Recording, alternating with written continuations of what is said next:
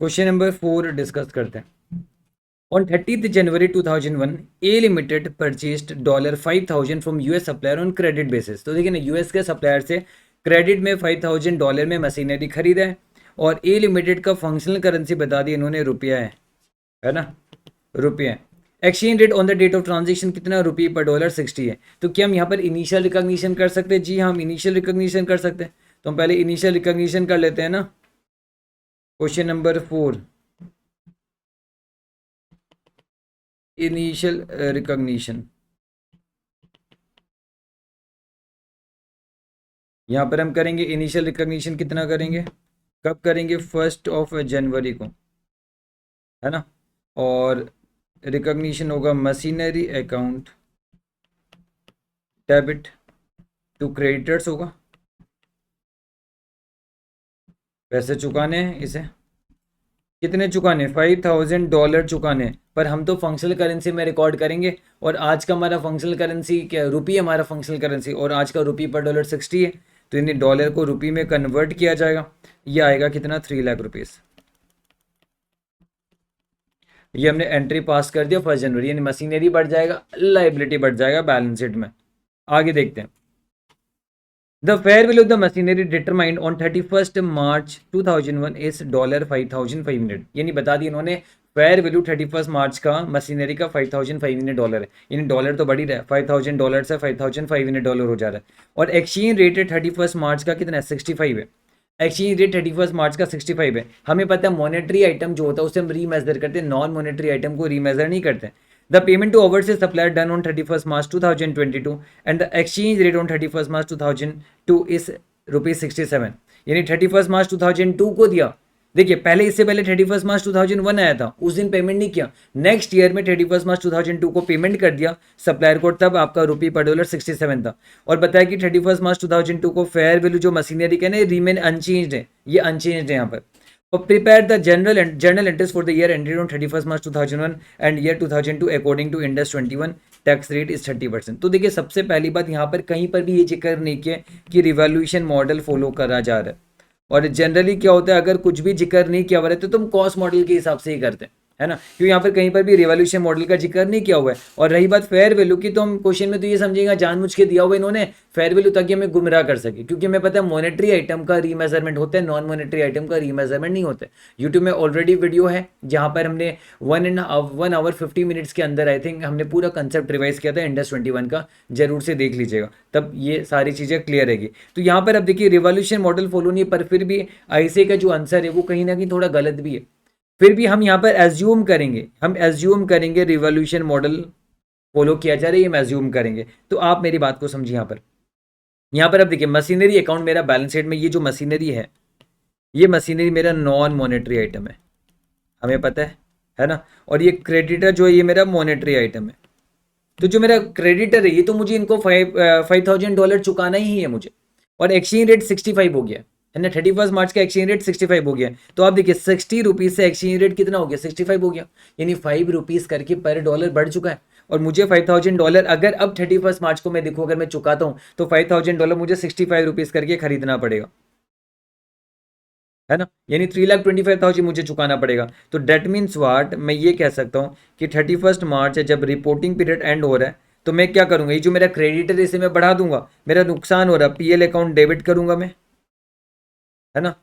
ये exchange difference का PL account मेरा डेबिट हो जाएगा, कितना, 25,000 से टू क्रेडिटर, कितना, 25,000। मतलब हमारा क्रेडिटर जो है वो 25,000 से बढ़ जाएगा हमारा। बस मैं ये समझाना चाहता हूँ, मेरा मॉनेटरी आइटम है, मॉनेटरी आइटम रीमेजर होता है। तो अब देखिए 3,25,000 हो जा रहा है टोटल, और $5,000 65 करके देखो कि 3,25,000 आएगा। अब अगर हम मशीनरी की बात करें तो मशीनरी नॉन मॉनेटरी आइटम, इसका रीमेजरमेंट नहीं होगा। बट अगर रिवॉल्यूशन मॉडल फॉलो करते हैं तो हम क्या करते हैं, अगर फ्रीक्वेंसी, यहाँ पर ये भी एज्यूम किया जाएगा कि फ्रीक्वेंसी 1 ईयर का, तो हर साल रिवॉल्यूशन का हम एजम्पशन करेंगे। तो हम 31 मार्च को हम क्या करेंगे, इसे फेयर वैल्यू में मेजर करेंगे। अगर फेयर वैल्यू इंक्रीज हुआ ओसीए में जाएगा, फेयर वैल्यू डिक्रीज हुआ प्रॉफिट एंड लॉस में जाएगा। तो आप यहाँ पर अब देखिए, कितना आया, 5,500 आपका क्या है, आपका फेयर वैल्यू मशीनरी का 5,500 है। और जिस दिन आप फेयर वैल्यू डिटरमाइन करें उस दिन का एक्सचेंज रेट हमें लेना होता है 65। तो हम ये कह सकते हैं नीचे में यहाँ पर, चलो मैं वापस यहाँ पर 31 मार्च को मैं लिखूंगा मशीनरी। चलो यहाँ पर मैं थोड़ा सा वर्किंग कर लेता हूँ। मैं कहूँगा 5500 फेयर वैल्यू मशीनरी का है, और जिस दिन फेयर वैल्यू डिटरमाइन करे उस दिन आपका 65 एक्सचेंज रेट है, यानी 357,500 आ रहा है। ये कितना आ रहा है? 357,500 आ रहा है। और हमने मशीनरी कितने में रिकॉर्ड किया हुआ है? 3 लाख में मशीनरी को रिकॉर्ड किया हुआ है, यानी 57,500 से मशीनरी को बढ़ाना है। तो यहाँ पर रिवॉल्यूशन क्या हो रहा है? इंक्रीज हो रहा है। तो मशीनरी अकाउंट हमारा डेबिट होगा, कितना का? 57,500 से मशीनरी को बढ़ाया जाएगा। यहाँ पर एक और बात मैं आपको बता रहा हूँ, डेप्रिसिएशन के बारे में कुछ बोला नहीं गया, तो हम डेप्रिसिएशन को इग्नोर भी कर रहे हैं। एक और चीज हम यहाँ पर लिख लीजिए, इसलिए क्वेश्चन में थोड़ा सा मजा कम आया। यहाँ पर डेप्रिसिएशन भी दे देना था, इग्नोर्ड डेप्रिसिएशन, क्योंकि कोई इंफॉर्मेशन नहीं दिया गया तो हमने डेप्रिसिएशन भी यहाँ पर इग्नोर किया। चलिए तो यहाँ पर आप देखिए, यहाँ पर हम कहेंगे मशीनरी अकाउंट डेबिट टू क्या लिखेंगे? Revolution surplus. और ये रिवॉल्यूशन सरप्लस अल्टीमेटली जाएगा कहाँ पर? ओसीआई के अंदर ही जाएगा। तो हम यहाँ पर ब्रैकेट में लिख देते हैं ओसीआई। 57,500 से हमने बढ़ा दिया, ये इसका वर्किंग हो गया, है ना। तो 3,57,500 से 3,57,500 हो गया। अब मेरी एक और बात सुन लीजिए यहाँ पर आप, यहाँ पर अब मेरी एक और बात सुन लीजिए। क्या सुन लीजिए, मैं बता रहा हूँ आपको, थोड़ा सा दिमाग खराब होगा। टैक्स रेट भी इन्होंने 30% दिए है, तो इस टैक्स रेट को देखे तो इसके हिसाब से हम क्या कर सकते हैं पता है? हम कहेंगे कि देखिए रिवॉल्यूशन इंक्रीज होता है तो हमारा बुक्स ऑफ अकाउंट्स में तो मशीनरी को बढ़ाते हैं, but as per income tax हमारा रिवॉल्यूशन का कोई इंपैक्ट नहीं आता है। तो हम ये कह सकते हैं यहाँ पर, पता है हम क्या कह सकते हैं? हम यहाँ पर ये कहेंगे कि carrying amount of machinery increase हुआ 57,500 से, but tax base of machinery जो है, जो आपका टैक्स बेस ऑफ मशीनरी है, ये आपका इंक्रीज होगा नील से, है ना। क्योंकि आपका गवर्नमेंट के हिसाब से मशीनरी टैक्स बेस इंडस 12 में क्लियर होगा, उसका भी रिविजनरी वीडियो है हमारे एप्लीकेशन के फ्री लेक्चर्स के अंदर है ना। एप्लीकेशन में मोबाइल जो ऐप है हमारा जगाते हैं डिजिटल एजुकेशन में, तो उसका भी मिल जाएगा आपको लेक्चर, रिवीजन लेक्चर। तो वहाँ पर मैंने समझा है कि टैक्स बेस इसका नील होगा। मैं ज़्यादा इसके बारे में बात नहीं करूँगा, मुझे उम्मीद है आपको इंडस 12 आता है। तो अब देखिए कैरिंग अमाउंट ऑफ मशीनरी जब ग्रेटर देन टैक्स बेस होगा, मतलब हम फ्यूचर में मांगेंगे, गवर्नमेंट नहीं देगा तो डीटीएल होगा, ये डिडक्टिबल, ये टैक्सेबल टेम्परेरी डिफरेंस है। और ऐसे भी हम कह सकते हैं कैरिंग अमाउंट जब ग्रेटर देन टैक्स बेस होता है तो हम डीटीएल निकालते हैं। कितना आएगा? 57,500 का डिफरेंस है इंटू 30%, यानी 5,750 15,000 और 15,000 और 17,000 कुछ आ रहा है 7, रुको 5,750 750 20 और 2250 और इधर 7,250 आ रहा है। कहाँ से 7,250 आएगा? 17,250 आएगा, 17,250 आ जाएगा ये। तो चलिए ये हमने निकाला। तो यहां पर हम एक और एंट्री क्या पास कर देंगे पता है? हम ये कह देंगे कि आपने रिवॉल्यूशन सरप्लस बढ़ाया, 57,500 से हमने रिवॉल्यूशन सरप्लस को बढ़ाया आपने। अब क्या हुआ? जबकि हमारा इससे टैक्स का इंपैक्ट आएगा तो हम डीटीएल क्रिएट करेंगे, तो लाइबिलिटी बढ़ेगा। डीटीएल क्रिएट करेंगे, लाइबिलिटी बढ़ेगा, तो पीएल में चार्ज करके तो डीटीएल क्रिएट करेंगे। ये दोनों, ये एंट्री जो है, ये एंट्री आपको तभी समझ में आएगा जब आपको इंडस्ट्रियल अच्छे से आता हो। तो यहां पर मैं एंट्री क्या पास करूंगा? मैं लिखूंगा PL account debit to defer tax liability. कितने का लिखूंगा? 7,250, है ना। आप पहली बार, आप भी मेरी जगह होते, शायद मैक्सिमम स्टूडेंट्स यही लिखते हैं PL account debit to defer tax liability, क्योंकि जो भी डेफर टैक्स लायबिलिटी होगा वो पीएल में चार्ज होगा, डेफर टैक्स एसेट होता तो पीएल में क्रेडिट होता। पर मेरी बात सुन लीजिए, हमने इंडस 12 में ये पढ़ा है कि अगर मान लीजिए आपका रिवॉल्यूशन की वजह से ये डिटेल बन रहा है, और रिवॉल्यूशन का गेन और लॉस अगर ओसीआई में जाएगा तो उससे रिलेटेड आपका डीटीएल डीटीए का भी इंपैक्ट ओसीआई में जाना पड़ेगा, क्योंकि फायदा हमने ओसीआई में दिखाया तो उससे रिलेटेड टैक्स भी तो ओसीआई में दिखाना चाहिए, और इसी वजह से पीएल में नहीं जाता ये जाता है कहां पर पता है? ये ओसीआई में जाएगा। ओसीआई अकाउंट है, डेबिट होगा आपका 7,250 से टू डीटीएल, ये आपको ध्यान से रखना है। तो ये सारा एंट्री 31 मार्च का हमने पास किया, है ना। ये एज पर इंडस 12 है, और ये है एज पर इंडस 16। सारा का रेफरेंस बता देता हूँ, रिवॉल्यूशन मॉडल, और ऊपर वाला तो चलिए इंडस 21 के हिसाब से ही है ना। सोचिए ना कितना इंडस का लिंक लग गया यहाँ पर। एंड अब यहां तक हमने 31 मार्च 2001 यानी उसका हमने एंट्री पास कर दिया, सारा कोई प्रॉब्लम नहीं है। अब आगे क्या हुआ? आगे आप देखिए क्या हो रहा है। आगे बोला कि 31 मार्च 2002 को आपने पेमेंट कर दिया, कब? जब एक्सचेंज रेट 67 था तब आपने पेमेंट कर दिया, चलिए अच्छी बात है। और fair value of the machinery remain unchanged, उस दिन आपका फेयर वैल्यू भी अनचेंज है। तो यहाँ पर अगर मैं देखिए लॉजिक समझाऊं तो यहाँ पर चल वो फेयर वैल्यू की भी बात कर लेंगे, कोई प्रॉब्लम नहीं। तो यहाँ पर सबसे पहले तो आपका क्या हो रहा है, पेमेंट हो रहा है। और जिस दिन 67 हो गया उस दिन पेमेंट हो रहा है, तो मैं यहाँ पर लिख सकता हूँ 31 मार्च 2002 को। मैं सबसे पहले ये एंट्री पास कर सकता हूँ यहाँ पर, ये 2001 है। तो मेरा जो आपका रीमेजरमेंट होगा, पेमेंट बाद में कर देंगे, रीमेजरमेंट पहले कर लेते हैं। तो अब देखिए 65 से 67 हो गया ना, तो मैं $5,000 पे 67 करके चुकाना है, 3,35,000 हमें चुकाना है। हमने अभी तक 3,25,000 का क्रेडिटर बुक किया हुआ, आप देख सकते हैं 3,25,000 का क्रेडिटर बुक किया, यानी अप टू ₹65 का हमने क्रेडिटर बुक किया हुआ है। लेकिन अब हमें 67 चुकाना है, यानी ₹2 और चुकाना है हमें। तो हम क्या करेंगे, $5,000 का ₹2 करके 10,000 का और बुक करेंगे। और या फिर आप ऐसे भी कर सकते हो, 5,000 इंटू 67 3,35,000 होते हैं, 3,25,000 का ऑलरेडी क्रेडिटर बना हुआ है, तो वो 10,000 का क्रेडिटर बनाना है हमें। तो डेट मीन्स वाट, हम यहाँ पर ये लिख सकते हैं, पीएल अकाउंट एक्सचेंज डिफरेंस के नाम पे टू क्रेडिटर्स कितना 10,000 दिखा देंगे, ये हमने दिखाया। और अब हम क्या करेंगे, क्रेडिटर को पेमेंट कर देंगे। तो क्रेडिटर को पेमेंट कर दिया जाएगा कितना, पूरे 5 लाख कितना था, 3,35,000 है ना। तो क्रेडिटर को 3,35,000 पेमेंट कर दिया जाएगा, जो क्रेडिटर क्रिएट किया हुआ था ना टू बैंक, 3,35,000 पेमेंट कर दिया जाएगा। इन दोनों का एक सिंगल एंट्री भी बनता है, वो भी मैं बता देता हूँ। चलिए ना इसको नीचे रखता हूँ, नहीं तो पेज ब्रेक आएगा, आपको प्रॉब्लम होगी फिर। देखिए इन दोनों का सिंगल एंट्री भी बनता है, क्या बनेगा आपका, देखिए हम पहले पीएल अकाउंट टू क्रेडिटर करेंगे नहीं, हम सीधा बोलेंगे पीएल में हमारा नुकसान हुआ है, डेबिट और 10,000 का पीएल में नुकसान हुआ है, हम पेमेंट तो कर ही रहे, तो ये 10,000 का ड्यू एंट्री पास करेंगे, फिर यहाँ से हटाएंगे, क्या मतलब है, मतलब हम सीधा बोलेंगे कि पहले से जो क्रेडिटर है ना, वो क्रेडिटर को अभी हम डेबिट कर देंगे। 3,25,000 का पहले से क्रेडिटर बुक किया हुआ डेबिट कर देंगे, और हमें लेकिन पैसे चुकाने 3,35,000, तो रिमेनिंग पीएल में चार्ज कर दिया, टू बैंक कर दिया 3,35,000, ये हमने कर दिया यहाँ पर। तो देखिए सिंपल सी बात, ये दोनों का इंपैक्ट निकलेगा, क्योंकि क्रेडिटर क्रेडिट हो रहा है, डेबिट हो रहा है, नेट पे 3,25,000 ही डेबिट हो रहा है जो हमने किया।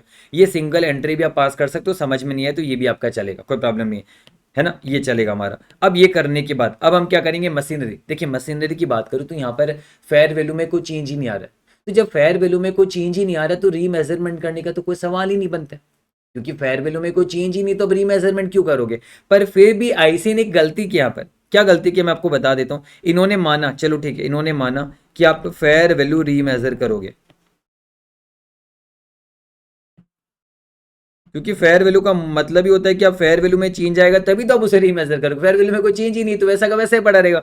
पर फिर भी इन्होंने क्या माना कि 5,500 लास्ट ईयर था ना डॉलर फेयर वैल्यू, यही इस साल, यही $5,500 इस साल है। और जब आप फेयर वैल्यू को रीमेजर करते हो तो उस दिन का एक्सचेंज रेट लेते हो 67, उस दिन का आज का एक्सचेंज रेट है, हमने 67 ले लिया, तो हम कहेंगे 5,500 इंटू 67 कितना है, 368,500 आया।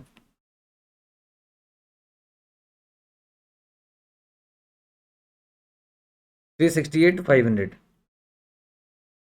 ये आया हमारा। अब हमने पहले से ऑलरेडी मशीनरी कितने का दिखा के रखा हुआ है, डेप्रिसिएशन तो यहाँ पर है ही नहीं, हमने 3 लाख का एक मशीनरी दिखा के रखा हुआ है, और 3,57,500 का भी हमने अलग से मशीनरी दिखा के रखा, टोटल 357,500 का मशीनरी हमने दिखा के रखा हुआ है यहाँ पर।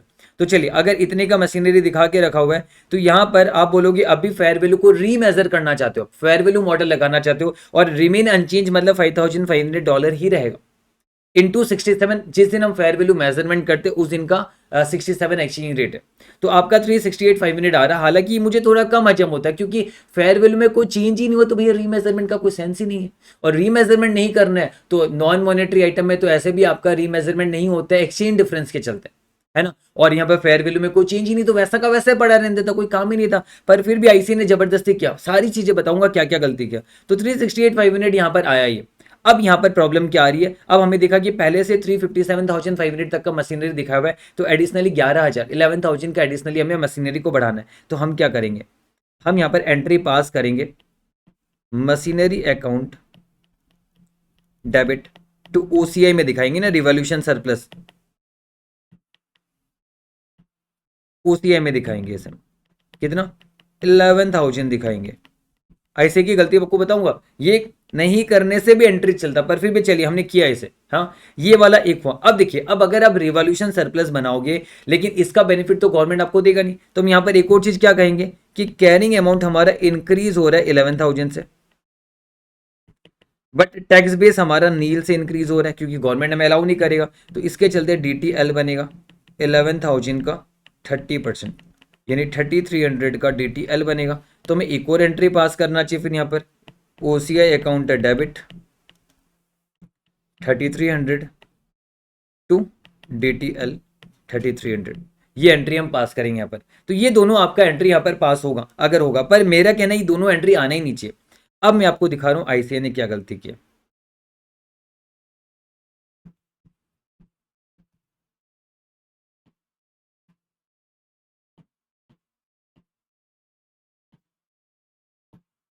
देखिए अब यहाँ पर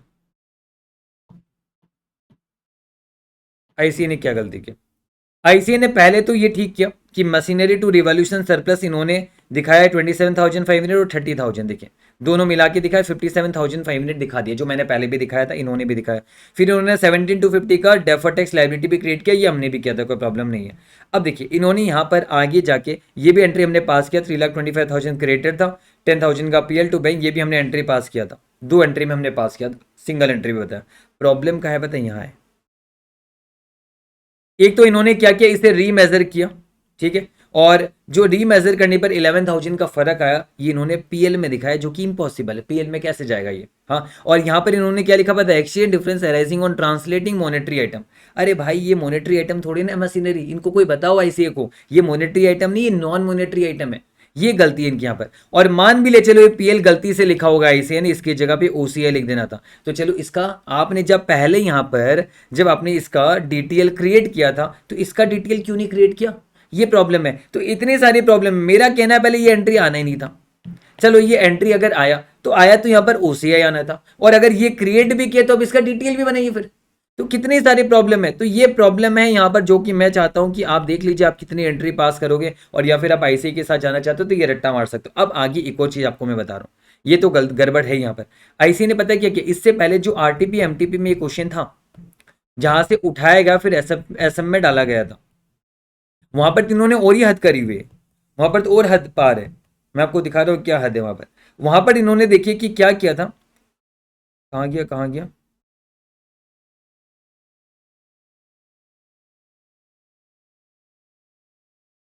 हाँ, वहां पर इन्होंने स्टार्टिंग में तो कोई OCI वगैरह क्रिएट ही नहीं किया। देखिए 57,500 है ना, 57,500 जो है यहाँ पर इन्होंने क्या किया, ये आपका रिवॉल्यूशन का फायदा है, तो ये रिवॉल्यूशन का फायदा प्रॉफिट एंड लॉस में जाएगा क्या, ये OCI में जाएगा।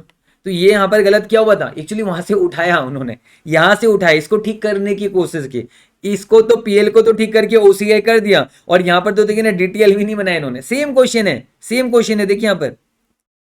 अच्छा टैक्स रेट यहाँ पर दिया हुआ नहीं है क्या, चलो टैक्स रेट यहाँ पर दिया हुआ नहीं इस क्वेश्चन में, बाकी आपका मशीनरी टू OCI आएगा, पर इन्होंने PL रख दिया, मशीनरी टू PL, जो कि गलत है, और इधर भी इन्होंने मशीनरी टू PL रख दिया, और बाद में इन्होंने क्या किया, ये तो ठीक कर दिया, और टैक्स रेट क्वेश्चन में दिया हुआ था, जिसके चलते इन्होंने इसका OCI का DTL भी बना दिया, पर इधर ये वाला एज इट इज छोड़ दिया, जो कि गलत है।